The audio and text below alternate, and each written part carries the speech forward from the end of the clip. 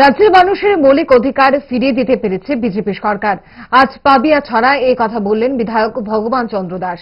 পাহাড় ভোটের আবহে দলত্যাগের হিড়িক বেড়েই চলেছে রাজ্যের নানা স্থানে। আজ পাবিয়াছড়া এলাকায় ৫৫টি পরিবার বাম কংগ্রেসের ছত্রছায়া ত্যাগ করে ভিড়েছেন গেরুয়া বনে। তাঁদের আনুষ্ঠানিকভাবে বরণ করে নেন গেরুয়া ব্রিগেডের সেনানীরা। সভায় উপস্থিত ছিলেন বিধায়ক ভগবান চন্দ্র দাস সহ অন্যান্য নেতৃত্ব। নবাগতদের স্বাগত জানিয়ে বিধায়ক ভগবান চন্দ্র দাস জানান, আজকে আমরা 2018 সাল থেকে রাজ্যে ক্ষমতায় প্রতিষ্ঠিত হয়েছে। ভারতীয় জনতা পার্টির নেতৃত্বে সরকার চলছে। আর এই সরকার আসার পরে আজকে মানুষ তার মৌলিক অধিকার ফিরে পেয়েছে। মানুষের যে মৌলিক অধিকার রয়েছে সেটা ফিরে পেয়েছে, আমরা দিতে পেরেছি, এটি আমাদের সন্তুষ্ট।